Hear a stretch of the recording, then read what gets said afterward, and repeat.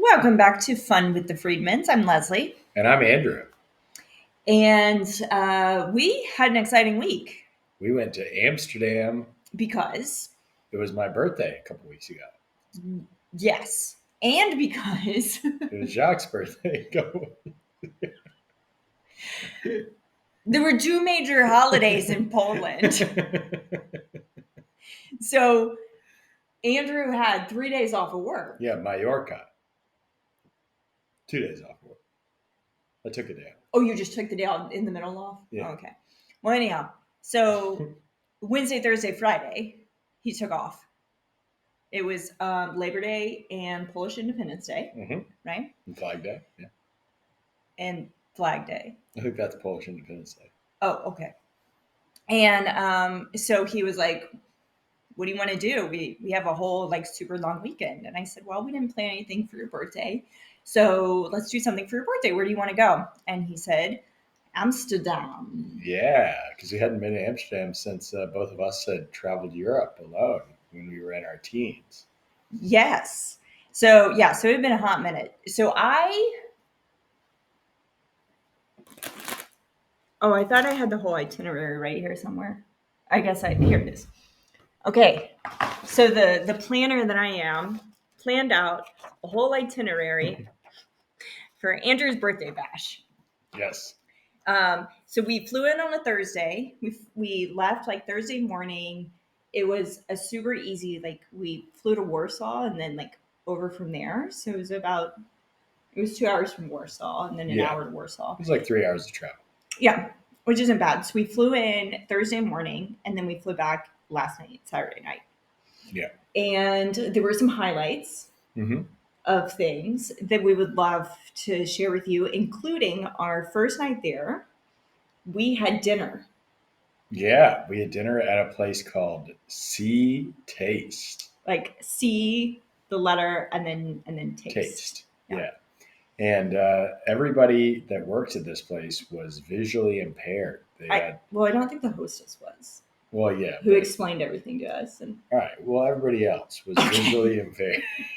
yeah, so all the wait staff was visually impaired. Yeah, so they were either blind or nearly blind, Mm-hmm. and they took you into a completely pitch black room and pitch dark, and they sat you down. Mm-hmm. You had to walk in with your hands on the Like person in front of this. you. Yeah.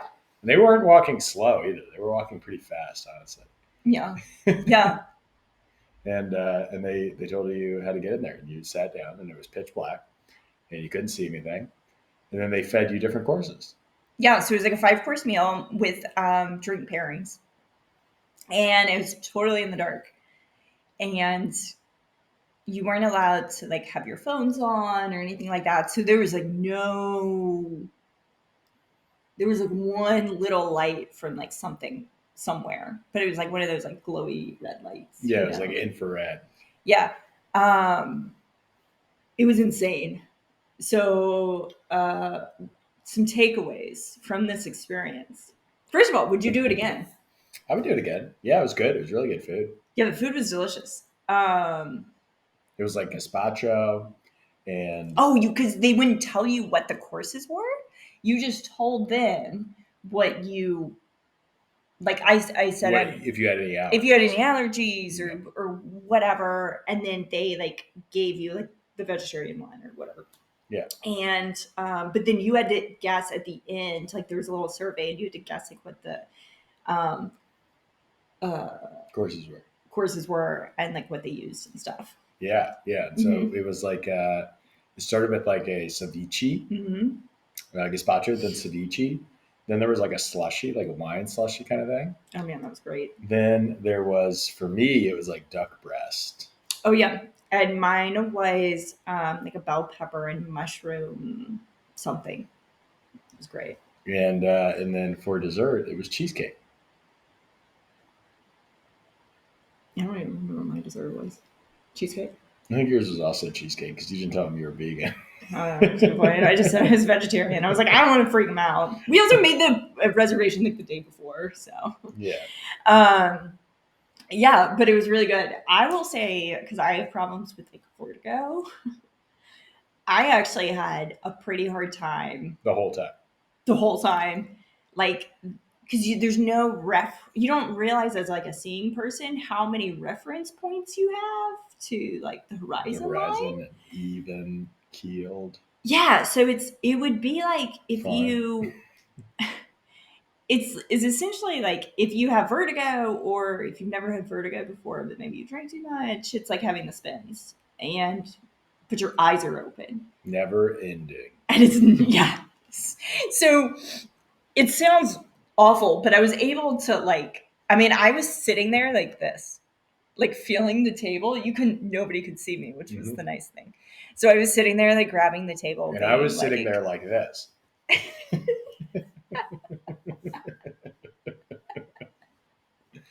No, I'm glad that you made it through the dinner. yeah, so it got better. It got easier as it like went along, but it was. I will say, if you do have kind of problems with vertigo and stuff, like maybe just be aware that that could be an issue if you go to like a restaurant In like the that pitch black. Yeah. in the pitch black, because I know that happens all the time.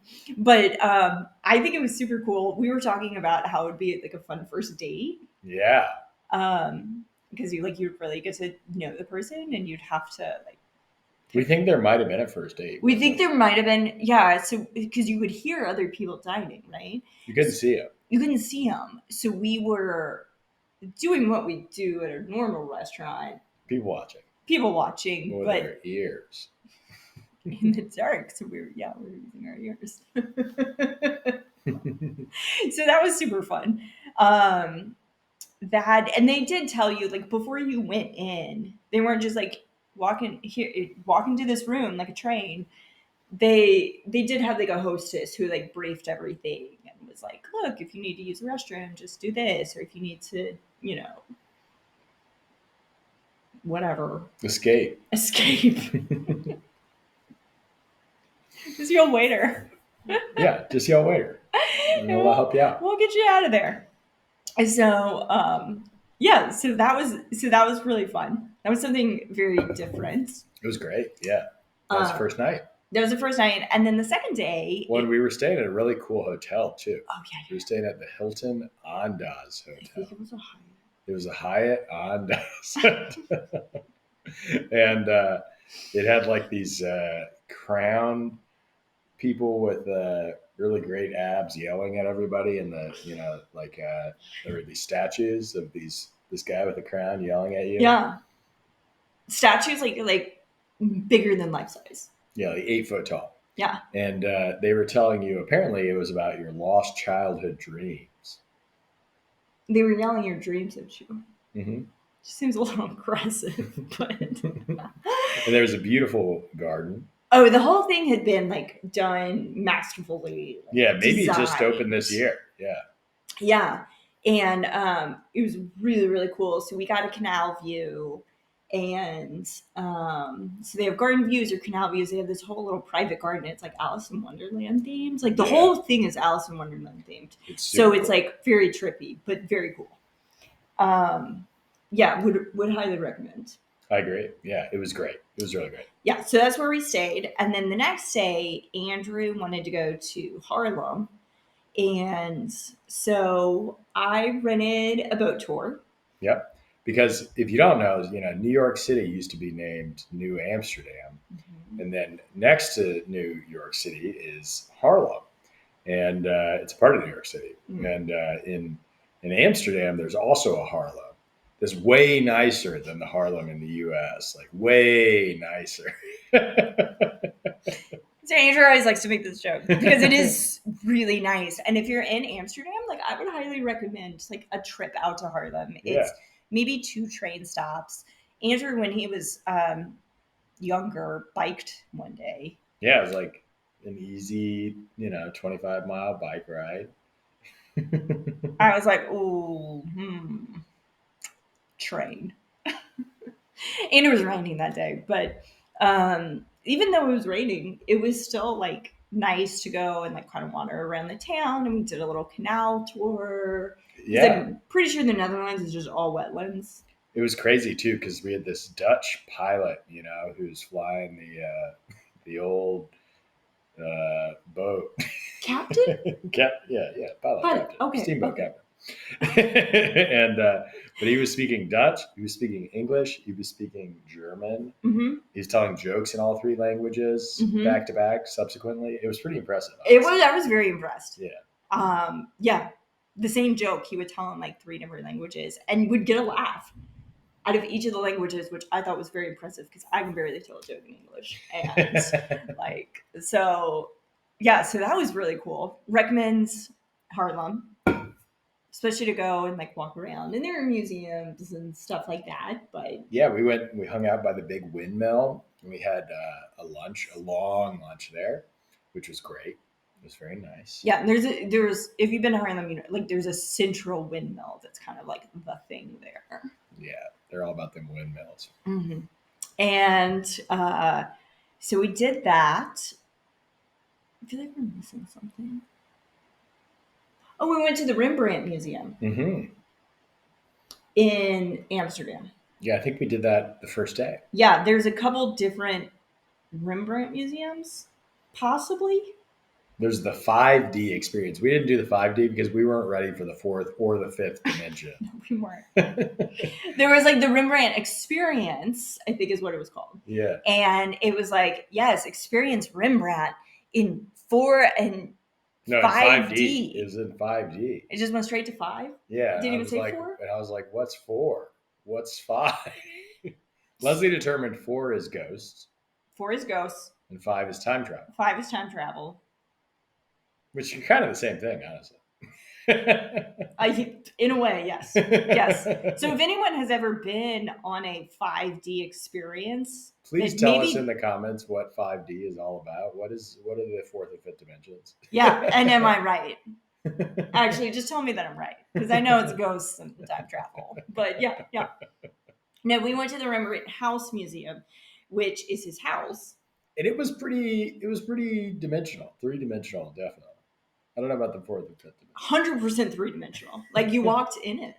It was and you got to like touch things. And no, it was very cool. They had the house like done up like he would have lived there, and you walk through, and it was all there was like nothing pretty much written on the walls.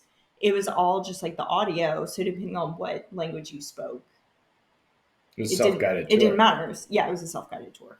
But the part that was really interesting to me was how they made the paint. Yeah, so it told you. Never thought about how like Rembrandt made paints, or really his plebs. I don't think he actually made the paint.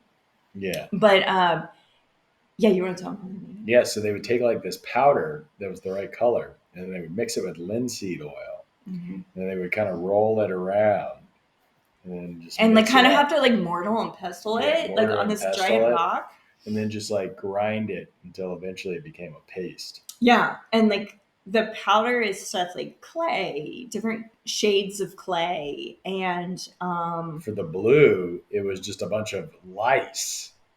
Like that apparently have beautiful blue blood. Yeah, it was. That's what they. Well, they didn't say anything about the blood, but they were like, yeah, the. Well, something in them is blue. The blue comes from the lice, and we were like, oh god, how much lice? And then we were thinking there was probably actually a lot of lice back then. That's really disgusting. And like the black comes from burned animal bones, and the white came from lead. So he's just. Ooh, I can't believe he lived as long as he did. Yeah, but it was super fascinating to see him. Like they had a little video on like how they make the paint, and it's just crazy to see like these really, especially the Dutch painters are very realistic, and to see how hyper realistic you can make something with kind of shitty materials. Yeah. Oh, I'm not supposed to be okay. We're gonna have to beat that out. With not great materials. Exactly. So yeah. Thank God the editing machine is working again.